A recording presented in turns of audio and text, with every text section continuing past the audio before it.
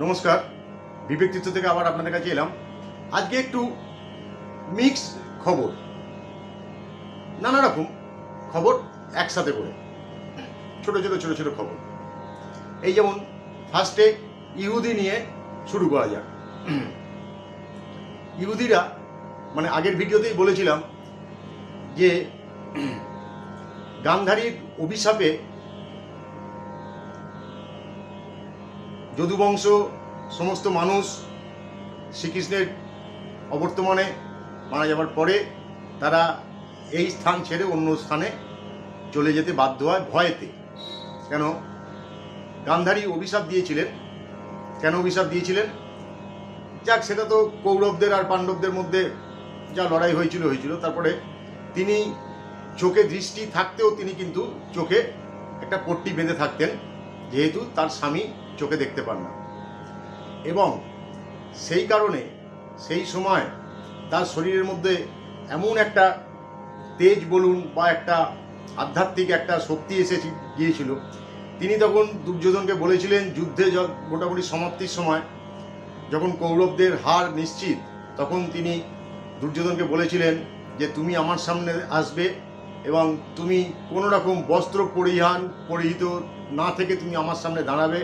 আমি চোখের পট্টি খুলব, তোমাকে দেখব, তোমার যে যে অঙ্গ আমি দেখব সেই অঙ্গ লৌহ সম হয়ে যাবে। সুতরাং তোমাকে আঘাত করলেও তোমার কোনো দিন মৃত্যু হবে না, তুমি লৌহ মানব হয়ে যাবে। সেই কথাটা শ্রীকৃষ্ণ জানতে পেরে উনি যখন মায়ের কাছে যাবার জন্য প্রস্তুত হচ্ছেন, তখন শ্রীকৃষ্ণ দুর্যোধনকে বলেছিল ডেকে যে তুমি এতদিন বাদে তোমার মা তোমাকে দেখবে, আর তুমি এরম একটা একটা বিনা বস্ত্রে তুমি মায়ের সামনে যাবে, তোমার লজ্জা করবে না? উনি তো তোমার মাতৃদেবতা। সুতরাং তুমি তোমার ওই অন্তর্বাসের মতো নিচের ওই ওই ওই জানু থাই থেকে ওই জায়গাটা কোমর বন্ধনী একটা গাছের কিছু একটা বাকল একটা কিছু পাতা দিয়ে তুমি ঢেকে যাও। ও তখন মনে ভাবলো, সত্যি তো, এটা তো ঠিক, মা আমাকে এতদিন বাদে দেখবে, একদম ইয়ে।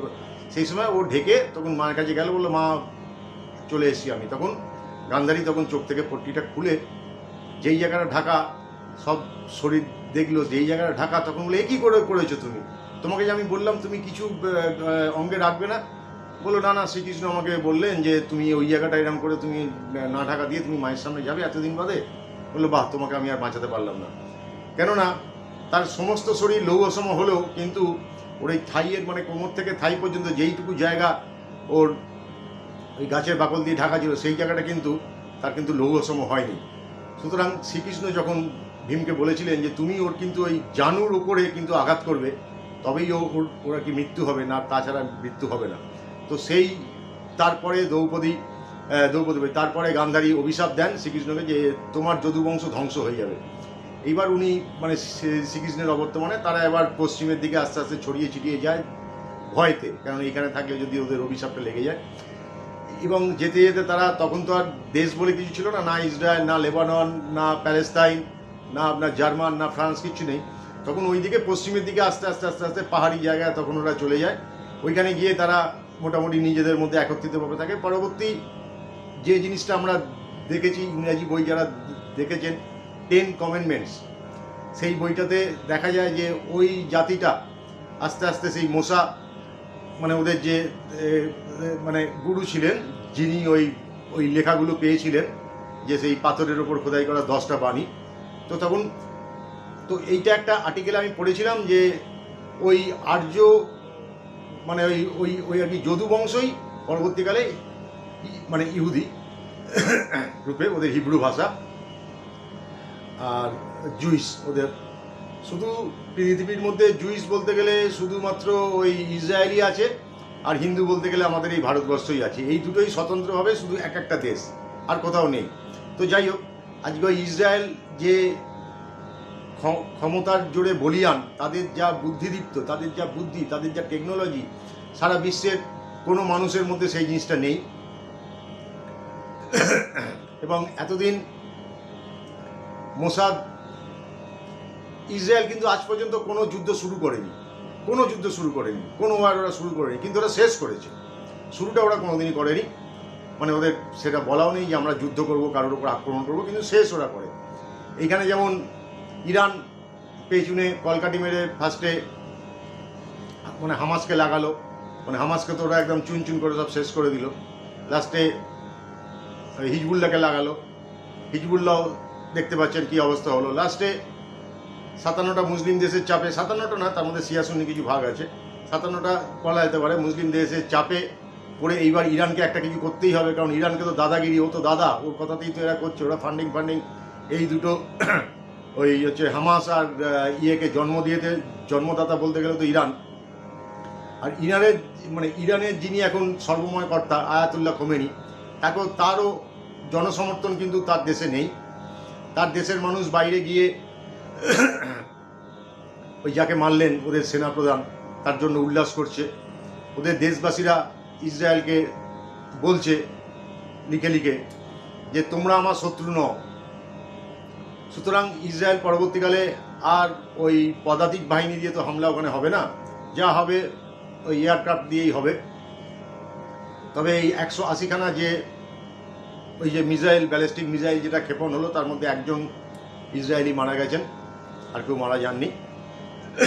তবে পরবর্তীকালে ইসরায়েল হয়তো এইটাই চাইছিল যে ইরান ওই ছায়াযুদ্ধ না করে নিজের সামনে এগিয়ে আসুক, এবং সেই ফাঁদেই ইরান পা দিয়েছে। ইরানের যে আয়াতুল্লাহ খোমেনিকে ওদের দেশের মানুষের কোনো সমর্থন নেই, ঠিক সেই জিনিসটা যেটা আমাদের বাংলায় এখন হচ্ছে। সুতরাং ওকে আর ইসরায়েলকে আর বোম ফেলে ওদের, মানে আমার যা মনে হয়, যা খবর শুনে বুঝছি, মানে রকেট হামলা করতে পারে ওদের, কিন্তু পরমাণু যে কেন্দ্র সেইখানে নিশ্চয়ই হামলা করবে না, বাদ বাকিগুলো করতে পারে।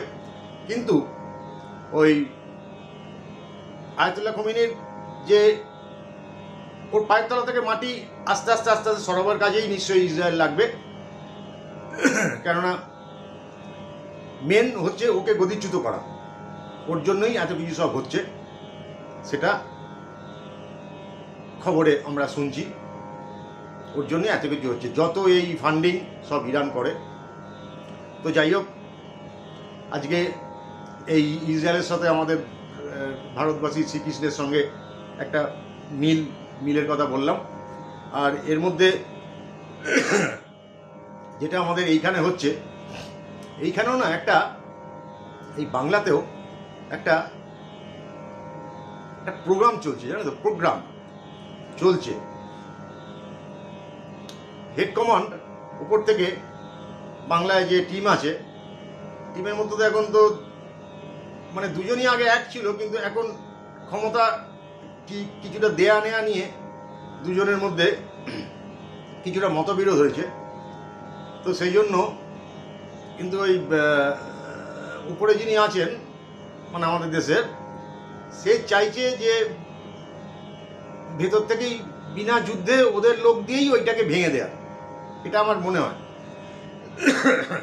নয়তো এত স্ক্যাম করার পরও যে এখন বাইরে থাকবে কেন?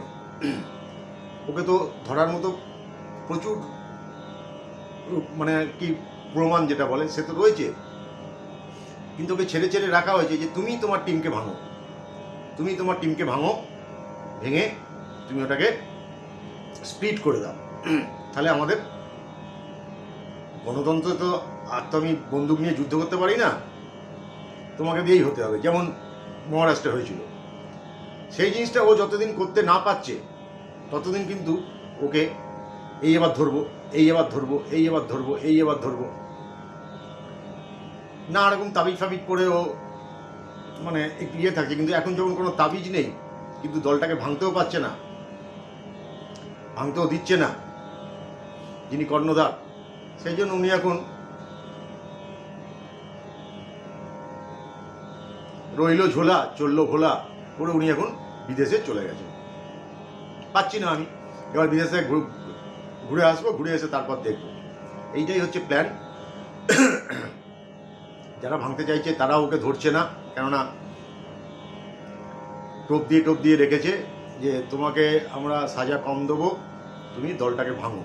এবং সেও পারছে না দলটাকে ভাঙতে, না ভাঙার জন্য সে এখন আরও মরিয়া হয়ে উঠেছে। আমাকে দল ভাঙতে হবে, নয়তো আমাকে কারাগারে যেতে হবে।